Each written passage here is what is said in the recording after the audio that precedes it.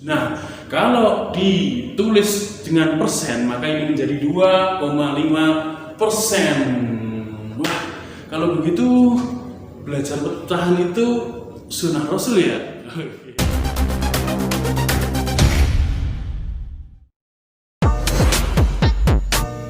Hai, bertemu lagi bersama saya, Mr. Big Man.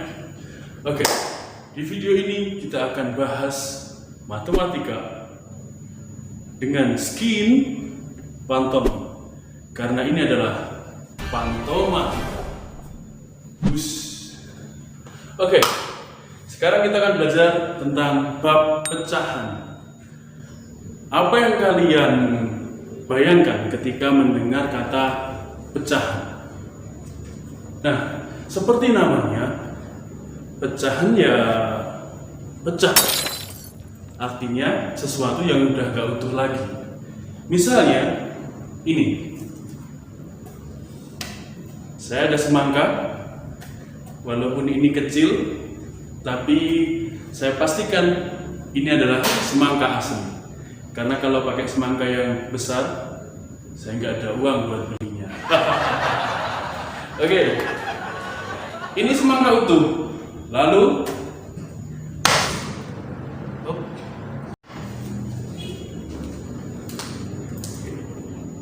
pecah. Nah, pecah. Saat utuh, ini disebut satu semangka. Tapi sesudah pecah seperti ini, wah, lumayan merah juga ya. Saya kira masih mentah. Oke, tapi saat sudah pecah seperti ini sudah bukan satu lagi. Bisa jadi ini hanya setengah, sepertiga, atau seperempat begitu ya. Jadi kalau ada angka pecahan, walaupun nilainya besar, sebesar apapun, dia akan tetap lebih kecil daripada angka 1. Contoh seperti ini, sebesar apapun pecahan, dia tidak bisa disebut satu semangka. Tidak bisa disebut satu semangka utuh. Hanya pecahannya saja. Taruhlah ini namanya setengah gitu, atau sepertiga, atau 3/4. Tetap lebih kecil dari 1. Jadi kalau ada pecahan, semua itu akan lebih kecil daripada 1. Kecuali misalnya 3/2 dan sebagainya, itu sebenarnya adalah 1,5 atau gabungan, pecahan gabungan. Artinya kalau pecahan murni itu adalah lebih kecil daripada 1. Oke? Nah, sekarang kita perhatikan bentuk dari pecahan. Ini semangka utuh. Jelas ya bentuknya ya. Nah, sedangkan ini adalah semangka pecahan. Hanya sebagian dari yang pecah tadi. Sangat jelas bedanya ya. Oke, jadi ini semangka utuh. Misalnya kita belah atau kita pecah menjadi 2 misalnya. Kalau saya ambil satu belahan dari pecahan yang tadi, yang kita pecah menjadi 2, maka artinya saya mengambil 1 dari 2 bagian. Jadinya 1 dari 2. Oke. Nah, sekarang angka utuh itu ya seperti ini, angka biasa. Nah, sedangkan angka pecah atau angka pecahan itu berupa seperti ini. Ada atas, ada bawah. Terus kemudian ada tanda garis gitu. Ini angka pecahan. Nah, ini angka utuh, ini angka pecahan. Oke. Bisa bedain ya? Oke, next. Oke. Sekarang kita akan mengenal bagian-bagian dari pecahan itu ya. Oke, seperti kita tahu bahwa pecahan tadi, seperti gambar di samping, angka pecahan di samping ini adalah ada atas, kemudian garis, ada bawah. Nah, yang atas ini dinamakan dengan pembilang, sedangkan yang bawah dinamakan penyebut. Nah, garis di tengah ini apa? garis di tengah ini ya sebagai pembagi aja, karena ini sebenarnya adalah tanda bagi, gitu ya. Oke, itu aja untuk nama-nama dari bagian pecahan. Nah, oke, sekarang kita akan mengubah bentuk pecahan ke bentuk yang lain. Nah, ke bentuk apa saja? Pecahan bisa dibentuk atau bisa diubah menjadi bentuk desimal, atau bisa juga dibentuk menjadi persen. Ya. Pertama, kita coba mengubah pecahan ke bentuk desimal. Oke. Nah, buat kalian yang belum tahu desimal, apa itu desimal? Desimal itu adalah bilangan yang berbasis 10. Tapi ini tidak akan saya ajarkan di sini karena ini adalah materi anak kuliahan tentang desimal, biner, oktal, dan lain-lain. Terlalu rumit lah ya. Oke, kita perhatikan saja ciri-cirinya untuk desimal. Nah, desimal yang biasa kita ketahui adalah bilangan yang ada koma-komanya. Nah, contoh seperti ini, atau seperti ini, atau seperti ini, atau seperti ini. Nah, di situ ada bilangan-bilangan yang ada koma-komanya, di tengahnya ada koma. Nah, oke, langsung aja kita mulai pembahasannya ya untuk mengubah pecahan menjadi desimal. Langkah pertama, kita ubah dulu penyebutnya yang ada di bawah menjadi angka 10 ya, dengan cara dikalikan dengan sebuah angka apapun yang bisa menjadi dia 10. Atau kalau tidak bisa menjadi 10, kita jadikan menjadi 100 atau 1000 boleh, gitu ya. Nah, contohnya setengah misalnya, kalau kita ubah ke desimal, maka kita ubah dulu nih penyebutnya. Oke, ini ada angka setengah di sini. Nah, kita ubah dulu penyebutnya ini, angka 2-nya ini menjadi 10. Bisa nggak? Bisa ya. Nah, biar jadi 10, maka 2 ini dikali berapa? Oke, dikali 5. Oke, dikali 5 ya. 2 kali 5 menjadi 10. Nah, setelah itu, jika di bawahnya ini sudah kita kali 5, maka biar adil, atasnya juga harus dikali 5. Ya, satunya dikali 5. Menjadi 5/10. Oke, begitu ya. Nah, jadinya seperti ini nih. Nah, setelah itu, kita tulis pembilangnya. Pembilangnya kita ambil di sini nih. Tadi berubah menjadi 5 ya.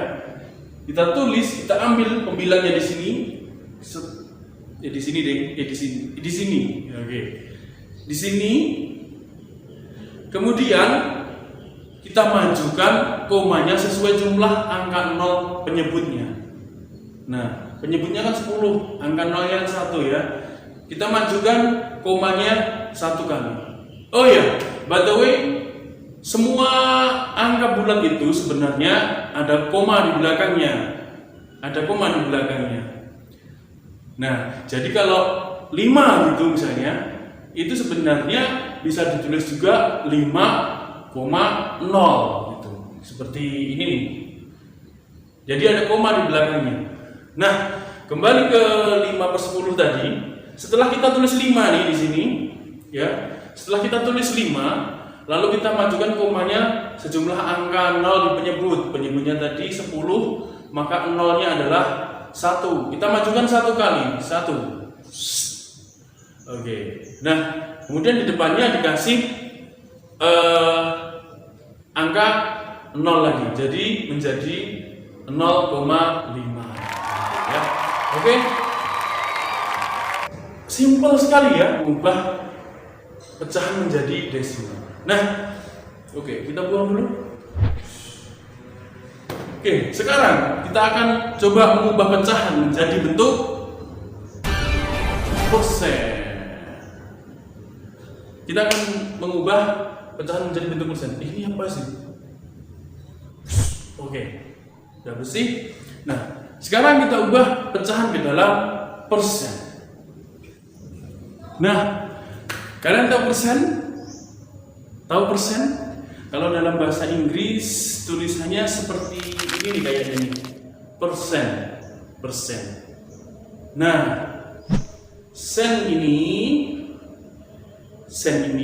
identik dengan angka 100. Misalnya sentimeter artinya 1/100 meter. Lalu ada lagi century artinya 100 tahun, dan lain-lain seperti itu ya. Oke. Nah, semuanya tadi sentimeter, century, semuanya berkaitan dengan angka 100. Kalau begitu, persen artinya adalah per 100. Jadi gini, persen itu sama dengan per 100. Jadi kalau ada misalnya 25%, itu sama dengan 25/100. Nah, sampai di sini kira-kira udah bisa dibayangkan ya untuk merubah pecahan ke persen. Yuk, tinggal ubah aja penyebutnya menjadi 100. Misalnya nih ya, 2/5 kita ubah menjadi menjadi persen. Bagaimana caranya? Yang pertama, 5 kita ubah menjadi 100 dengan cara dikalikan berapa? 20. Oke, 5 dikali 20 maka akan menjadi 100. Nah, kalau bawah dikali 20, maka biar adil atas juga kita kali 20 sehingga menjadi 40/100. Nah, kita udah dapat per 100-nya ya. Jadi langsung aja kita tulis nih. 40/100. Nah, per 100-nya kita ganti persen jadi 40%. Simple kan? Oke. Nah, dari sini saya berpikir mungkin Rasulullah itu juga belajar pecahan kayak gini kali ya. What? Iya. Coba kita lihat aja dalam ilmu zakat ya. Perintah zakat itu kok bisa dapat angka 2,5%? Dari mana coba? Kayaknya ini hasil perhitungan dari zakat kambing nih.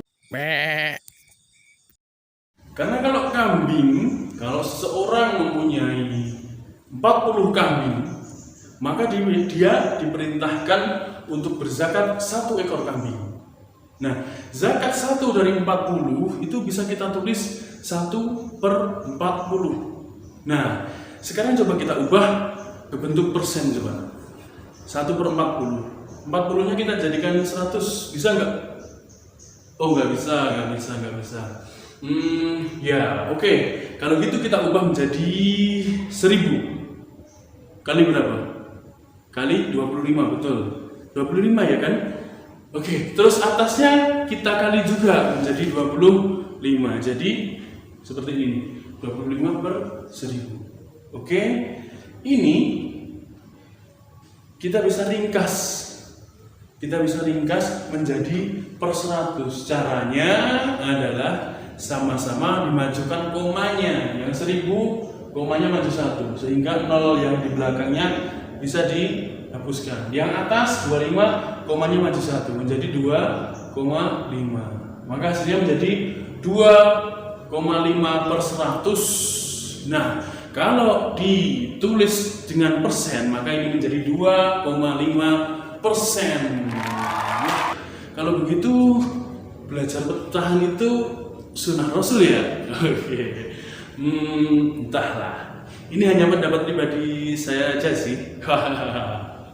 Oke, tapi yang jelas menuntut ilmu itu bukan hanya sunnah, tapi wajib bagi muslim laki-laki dan muslim perempuan. Oke, itu saja dari saya. Mohon maaf bila ada salah. Thank you very much. Syukran jazakallah. Bye bye. Assalamualaikum warahmatullahi wabarakatuh. Nah, berhubung semangkanya sudah pecah, kita makan aja nih ya. Tapi tetap dengan standar protokol adab makan secara syar'i, dengan duduk dengan tangan kanan gitu ya, dan mengucapkan doa Bismillahirrahmanirrahim. Oke, terima kasih teman-teman. Ketemu lagi di video selanjutnya.